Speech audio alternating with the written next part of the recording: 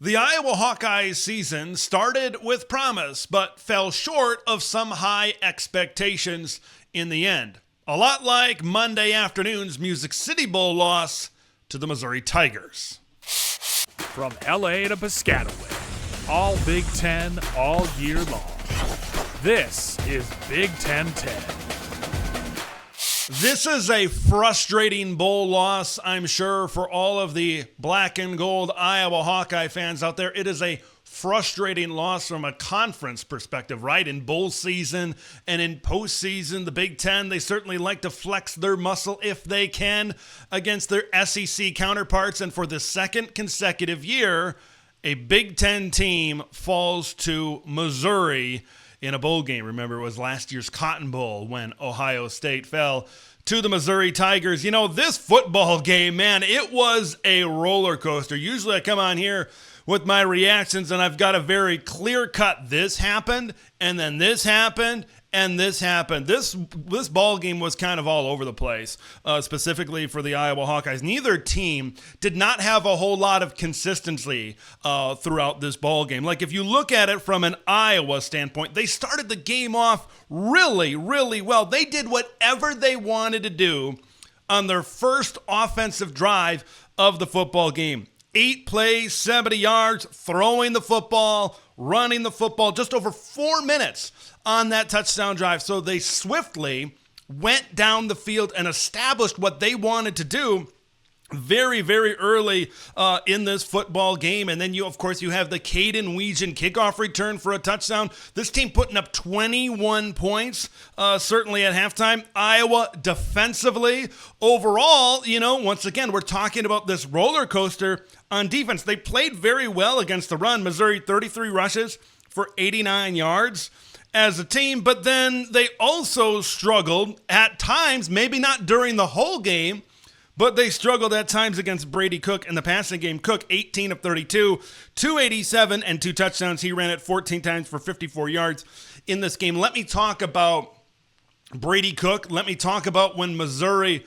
was looking to open it up down the field. And it's kind of been a problem for Iowa this season. Like, you could very well see that Mizzou had a clear advantage with when they were able to get an opening in the back end of the secondary. They had an advantage in speed. They had an advantage in athleticism.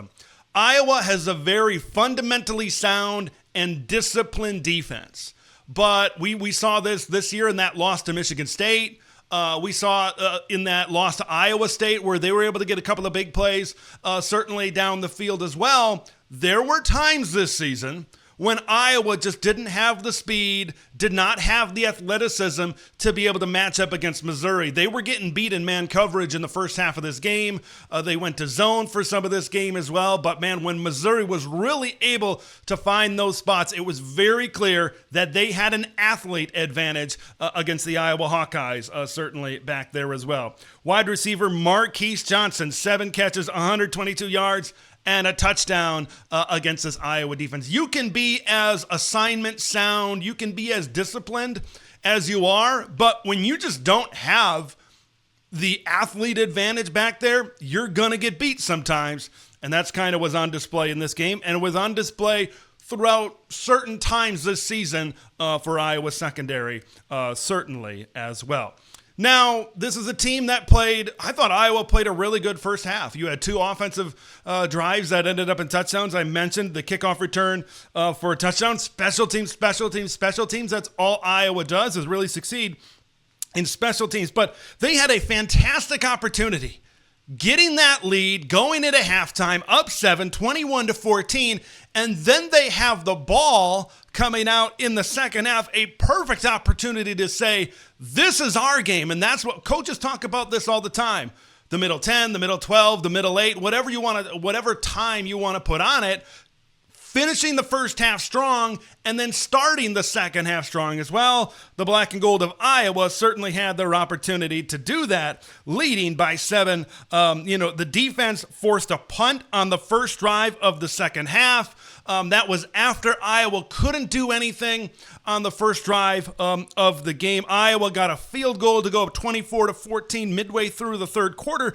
But what was very frustrating about this second half performance and Iowa's offense sputtering in the second half was how they finished after that field goal that I just mentioned. An interception, a punt, and then that turnover on downs where they were stuffed on 4th and short. Just an abysmal finish after a really promising start for Iowa offensively in this game. I just want to go over a couple of plays that were very frustrating, I'm sure, for the Iowa fans out there that really back up how exactly they sputtered throughout this second half. They had a very un-Iowa-like sequence early in the fourth quarter that led to a Missouri field goal. You've got a 3rd and short. Brendan Sullivan is rolling out, and he's trying to make a play.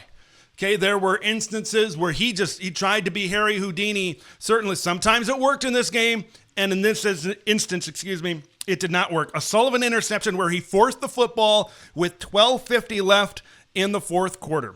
And then following that, Missouri had a 2nd and 28.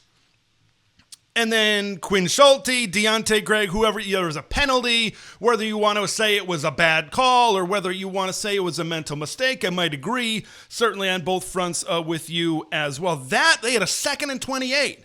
And then that penalty allowed them to keep their drive alive. And they ended up with a field goal that particular drive as well. There was no Logan Jones at center in this game for Iowa. You could see that kind of rear its ugly head at time.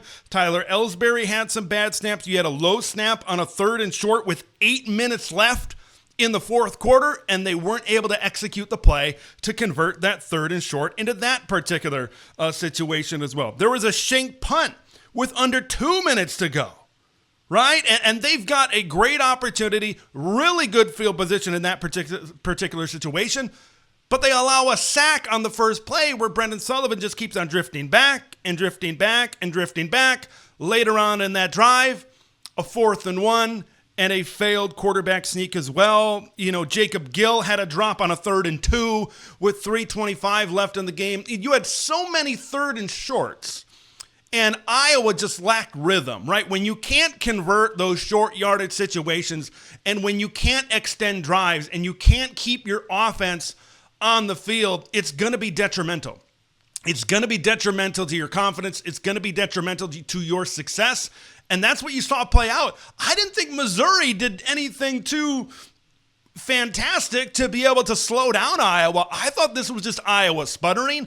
I thought this was Iowa just making mistakes in short yardage situations that we've seen Iowa pick up all year long, but that's when they had Caleb Johnson. Of course, no Caleb Johnson in this game. 8-5, the final record for the Iowa Hawkeyes this season. All right, now the big question.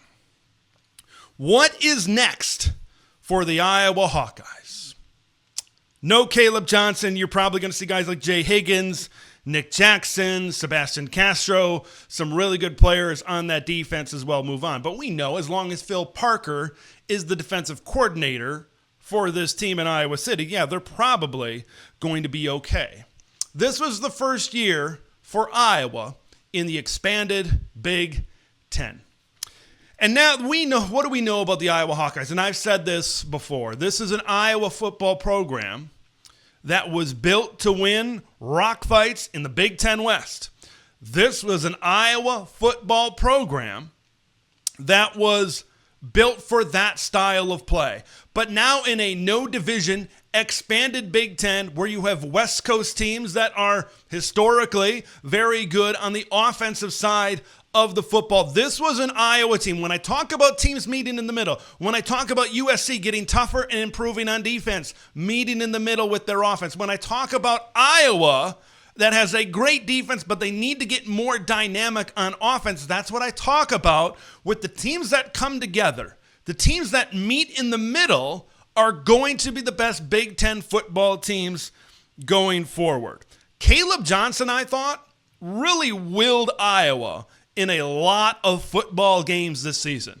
I thought a lot of the success for the Hawkeyes this year was really built on the back of number 2, carrying them and being one of the very best running backs in college football. Now, here's the thing about the Hawkeyes going forward. They're going to have a good tandem with Kamari Moulton. They're going to have a good as well with Jazz Patterson, certainly back there as well. So I really like that duo going forward for Iowa. Little known fact, or maybe a well-known fact, if you're more of an Iowa follower, Kamari Moulton was actually RB1 on the very first depth chart, believe it or not, of the season this year. So the Iowa coaching staff, Tim Lester and company, really believe in this kid, and I think he can be the next great running back. But can he carry them like Caleb Johnson? I don't know. I'm not so sure, certainly in that fact right now. The future is very interesting for Iowa. I think this offseason is really going to show us what at least the near future of Iowa football is going to look like. Because if Iowa rattles off 7-win seasons and 8-win seasons, hey, maybe they jump up to a 9-win season, but they don't get back to that 10 wins, right? They had 2 10-win seasons in 3 years, making it to the Big Ten championship game in 2021, making it to the Big Ten championship game in 2023. Because of the new format within college football, if they don't get back to that point, how are Iowa fans going to continue to react to this team year after year after year after year?